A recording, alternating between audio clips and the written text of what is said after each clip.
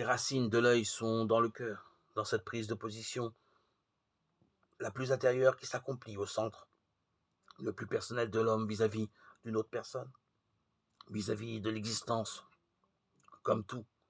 En dernier ressort, c'est à partir du cœur que l'œil voit.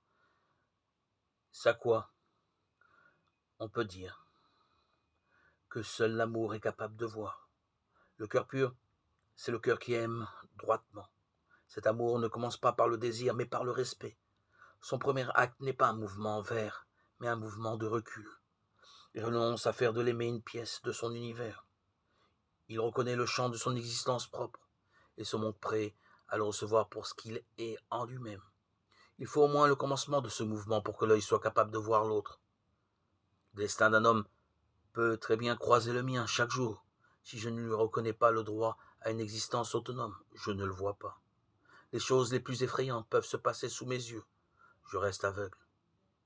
Il en va de même, et d'une manière plus décisive encore, pour la connaissance de Dieu.